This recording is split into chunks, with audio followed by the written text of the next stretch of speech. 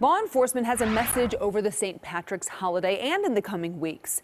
Do not get behind the wheel while impaired. Our Bill Miston joining us live after riding along with the Southeast Wisconsin Impaired Driving Task Force tonight. And Bill, they're out in numbers. That's right, Steph. Good evening. Law enforcement agencies throughout Southeast Wisconsin, part of that task force, including right here in Franklin at the Franklin Police Department. Police say the goal is to spot, stop, and arrest impaired drivers. That point critically clear. And while drunk driving cases or crashes and fatalities have trended downward over the last several decades, drinking and driving still a major problem here in the state.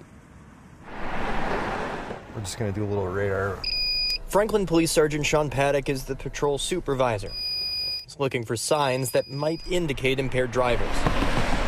A car clocked doing 54 in a 40 zone. Paddock pulls out and runs the plates. Plates that are on this car don't list to the car.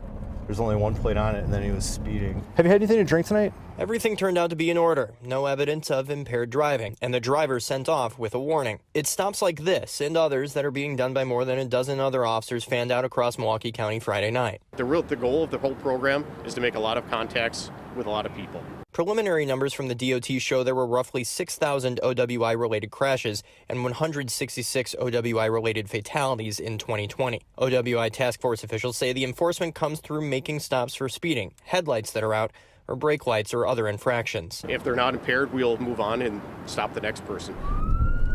The next person Paddock pulls over for a broken brake light. I'm all with the listed owner showing suspended. The driver has a suspended license. After a brief search, she's cited and sent on her way. Making contacts, having that initial encounter with people, determine, okay, obviously if situation like this where she doesn't have a license, we still deal with that. And Paddock continues on with the rest of his night.